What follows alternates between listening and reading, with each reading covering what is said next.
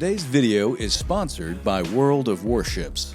If you've ever wanted to combine your love of history, warships, and let's not forget that need to unleash a massive naval volley into the broadside of your enemy, well, this is the game for you. World of Warships combines the thrill of action and strategic gameplay. You're going to need to not only outgun, but also outthink your opponent. Now, I've been playing this for over a year, and I especially love the idea of how focused the developers are on keeping the ships historically accurate. As you make your way up through the ranks, you'll actually be ascending through the times of the great gunships. And what's more, they're always upgrading the maps, releasing new naval units, and deploying the legendary ships from history. If you sign up now as a new player, you can use the invite code BattleStations2020 and you'll be started with a host of bonus items. And with over 30 million players worldwide, you'll always have someone to go toe-to-toe with. I left a link in the description of the video below, so give it a click and engage in your naval combat experience today. And now for the video you've been waiting for.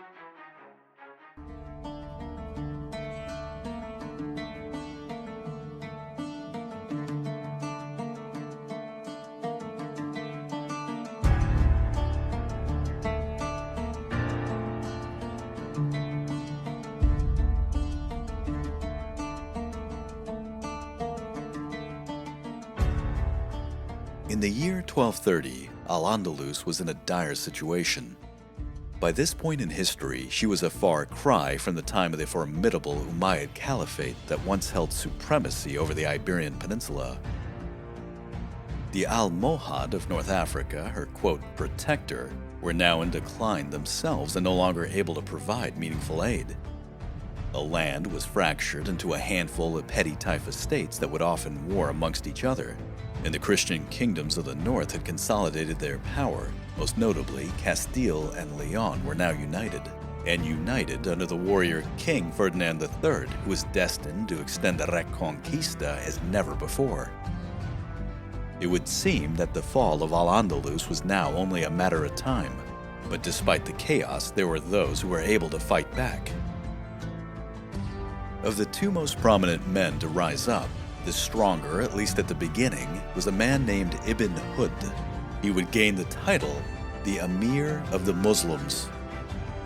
He rallied a number of the great remaining Taifa states together and raised an army. But when he attempted to push back the Reconquista, he was defeated on the battlefield repeatedly. Eventually, the great Taifas withdrew their support. His own men turned on him, and at the gates of Almeria, which was his last stronghold, he was killed, ironically, by the man he had placed in charge of the city. But despite this setback, there was another who would rise to prominence. Abu Abdullah Muhammad ibn Yusuf ibn Nasr, known simply as Ibn al-Ammar, was born into a very modest family in the very modest town of Aronha. Yet his family, the Banu Nasr, could trace their lineage back to a companion of the Prophet Muhammad himself, and perhaps this instilled in the man a sense of destiny. Despite his humble start, he was gifted with a cunning mind, charisma in abundance, and a very high sense of ambition. When the Almohad of North Africa essentially abandoned Al-Andalus to an uncertain fate, Ibn al-Ammar saw an opportunity and seized it. In the year 1232, he was elected as leader of Aronha. The cities of Guadix and Baza would quickly follow suit, and in the following years, Jaén, Almeria, and Malaga would also join him. But then in 1237, he truly hit the jackpot. The city of Granada, soon to be his capital, opened its doors and proclaimed him to be their new emir. The early career of Ibn al-Ammar emphasized the highest principle of Sun Tzu's art of war: to win without fighting is best. Hugh Kennedy, a professor of Islamic studies, also explains, quote, Ibn al-Ammar did not have to conquer any of the cities concerned, and the people seem to have been only too relieved to accept an effective leader. Thus, the foundations of the Kingdom of Granada were laid by consent, not by force. End quote. Abu Abdullah Muhammad ibn Yusuf ibn Nasr had thus begun the Kingdom of Granada. His family name, the Banu Nasr, would be given to this new dynasty, and it would be known as the Nasrid. In this beginning, the characteristics that would allow the dynasty to endure became glaringly obvious. This was going to be a judicious and, in many cases, vicious diplomacy applied unapologetically to a ruthless conviction to survival. Ibn al-Amar's trademark would be to enter into and out of alliances with the Christian kingdoms, alternate between friend and foe with his Muslim rivals, and basically eliminate anybody he felt was standing in his way. Michael Berry, the author of the book, An Homage to Al-Andalus, emphasizes this. Quote, "All throughout his career, Ibn al-Amar demonstrated his capacity as a master tactician, combining pragmatism, shrewdness, and a touch of deviousness." End quote. Hugh Kennedy goes on, quote, "At various times, Ibn al-Amar pledged his loyalty to Ibn Hud, the Abbasid Caliph of Baghdad, and the Hafsids of Tunis. All of these moves were temporary and tactical. More striking was his policy of accepting the Castilian alliance, buying peace for himself with the catastrophe of the other more expendable Muslims." End quote. When his greatest rival, the aforementioned Ibn Hud, died in 1238, the Emir of Granada was simply left the last man standing. While Granada was being established, the warrior kings of Castile, Portugal, and Aragon were on the offensive. Portugal, on one side of the peninsula, would push south to take all the land to the Algarve. Aragon, on the other side, would take the Balearic Islands and eventually capture Valencia. But they would both be overshadowed by Ferdinand III, king of a now united Castile-Leon, who would take more land than all of his ancestors. He managed to capture one taifa after the next.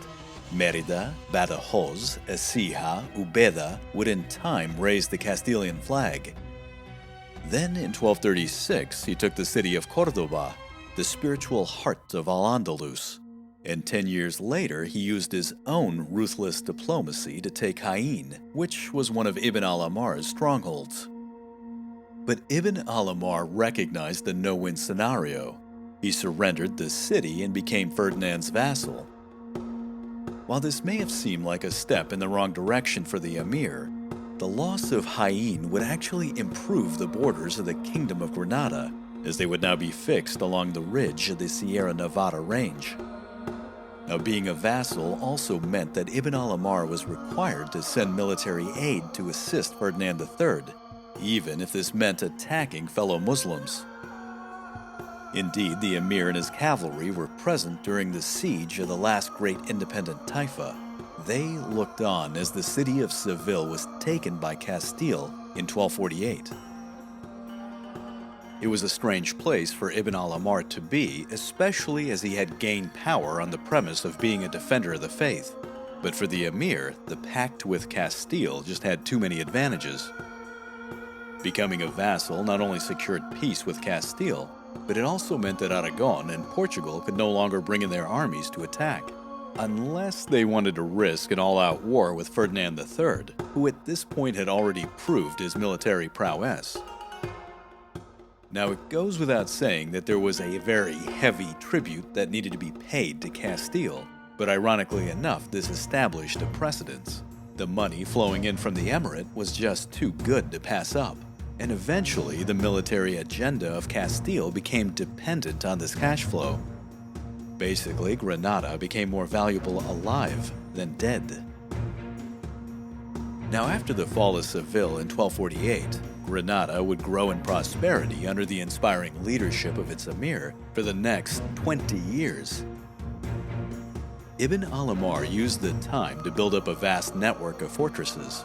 He built them along the range of the Sierra Nevada to block nearly every pass and major crossroad. Meanwhile, the infrastructure of the land was enhanced and roads and bridges were upgraded. Strong points were established throughout the emirate as well, and armies and garrisons were created to man them. This new ruler was going to take every precaution. With the city of Jaén taken, he was painfully aware that his capital was a mere 50 miles to the Castilian border. The vast multitude of Muslim refugees that were fleeing the Christian advances would swell the population of the emirate. In a very short time, towns would become cities, and the capital, Granada, would explode with new residents. The emirate would become the most densely packed region of the peninsula. As a result, the economy flourished. Skilled tradesmen would start producing luxury goods. Agriculture would generate a vast assortment of crops. Wool was harvested and became an extremely lucrative trade item. And silk production, which one usually thinks of China, was cultivated and rendered into some of the most sophisticated textile in all of Europe. And just as a side note, silk production was done on a massive scale. The Almohad cartographer Al-Idrisi noted in his chronicle 3,000 farms raising silkworms, and over 800 workshops in Almeria alone spinning out some of the finest cloth. All of this would eventually make their way to the large and I should say well-protected southern ports of Algeciras, Malaga, and Almeria, the latter also being a major shipyard. And from there, the emirate would engage in trade throughout the entire Mediterranean. Her goods would reach North Africa, Western Europe, and the Italian city-states of Genoa, Pisa, and Venice. The Emirate of Granada, while a fragment of the Caliphate of Cordoba, had established herself as a player in the Western Mediterranean. But from this time onward, she would be perpetually engaged in a dangerous game of shifting alliances. However, her goal was always clear, simply to survive. Ferdinand III died in 1252 and was succeeded by his son, Alfonso X, who had ambitions to invade North Africa. In 1262, this new Castilian king demanded from Ibn al-Amar both military support and that his vassal relinquish the ports of Tarifa and Algeciras. This was something that the emir simply couldn't do. He came up with 1,000 different excuses why he couldn't turn over the ports, and while he was diplomatically keeping Alfonso's demands at arm's length, he began to play his ace card. Far to the south, the Banu Marin were a nomadic Zenata Berber tribe that were renowned for their fighting abilities. They had been incorporated into the Almohad Caliphate and had served with valor in numerous campaigns. They gained the reputation of being some of the fiercest cavalry and foot soldiers the Caliphate could produce. But by the early to mid-13th century, the Almohad dynasty had entered into a death spiral, with one ineffectual leader after the next. The Banu Marin rose up in 1215 as a renegade force and began to seize territory for itself. At first, they were confined to the Rif Mountains, but by 1248 they had taken a score of cities, including Fez and Rabat. As they consolidated their power, a new sultanate was established, which after the tribe's namesake would be known as the Merinids. Now, after taking Marrakesh in 1269, they became the masters of Morocco. Their armies, which it should be said relied heavily on Christian mercenaries, had been honed after decades of fighting in the harsh lands of the Maghreb, and they were now eager for another fight. Ibn al-Amar, coming under increasing pressure from Castile, began hiring Marinid mercenaries to balance out his forces. He knew that a war was on the horizon and wanted to be one step ahead. In 1264, Alfonso X threatened the emir's life, and thus Granada and Castile declared war on one another. The emir was not going to do his opponent a slight injustice. If he went to war, he was going all in. He brought in an entire Marinid force, deployed his own army, and then invoked a massive rebellion of the Muslims that were living under Castilian rule in the recently conquered territories. These people were known as the Mudahars. The Mudahar rebellion spread quickly, and initially it was successful at overthrowing Castilian rule in a few cities. Alfonso X was staggered, and it required nearly all of his forces to contain the Muslim offensive, and this even after neighboring Aragon got involved. Eventually the Castilian king invaded Granada, but even though he made it all the way to the capital, Castilian forces were finally turned back and defeated. This victory for Granada was achieved in part due to an elite Marinid cavalry force known as the Volunteers of the Faith, or the Guzat. Frustrated by his military setback, the Castilian king retaliated by instigating a rebellion within Granada. The Banu Ashqualullah were a prominent and powerful family that had been ardent supporters of the Nasrid, but had since become quite disaffected. Sensing their disillusionment, Alfonso provoked them into open revolt. This revolt, by the way, would last intermittently for the next 2.5 decades. The situation was spiraling out of control, and eventually both leaders had to settle on peace to address their respective domestic problems. But now a new equilibrium was established. First, Ibn al-Amar, the emir of Granada, who now took the name Muhammad I, proved without a doubt that his emirate was willing and capable of fighting back. Second, the Merinids of North Africa would increasingly become more involved both politically and militarily in the Iberian Peninsula, which seemed to them like fertile ground for their armies to plunder. And third, the Christian kingdoms of the north would increasingly expel the Muslims, but this expulsion wasn't always equal. Brian Catless, in his book, The Kingdoms of Faith, explains, quote, "Although it is true that some Muslim communities in Christian Spain suffered catastrophic violence and repression, in many regions they enjoyed broad rights and lived in peace, security, and contentment, integrated to a remarkable degree with their Christian neighbors and overlords. Thus, it was not ideology or doctrine that most shaped policies towards the Mudahars, but practical concerns. Where the Muslims were seen as reinforcing the power of rulers and the prosperity of their kingdoms, their communities were protected and cultivated. When they were perceived of as threatening or a liability, or when it was simply more convenient to dispose of them, their rights were eroded or simply abrogated. This volatility was built into the Mudahar experience, and all but guaranteed that sooner or later the Muslim communities of Christian Spain would disappear." End quote. The peace that ensued was tenuous at best. Granada once again became Castile's vassal. But make no mistake, Castile had the military ability to attack at any point. It was within the capacity of Alfonso X to concentrate his military and complete the Reconquista. But he didn't. Alfonso X, who was a philosopher king, would be distracted at first by his attempt to become the Holy Roman Emperor, and then later by putting down another major rebellion, this time one that was started by his own son. This gave Muhammad I, again the new name for Ibn al-Amar, breathing room to build and keep his upstart nobles, the aforementioned Banu Ashqualullah, in check. His attention turned back to a hill in his capital, the Sabika, where, for years, he had been laying the foundation for a new palace city. His work, however, was cut short. He died in 1273 when he fell from his horse while he was on campaign. Maria Menecol, in her book, The Ornament of the World, puts this all into perspective.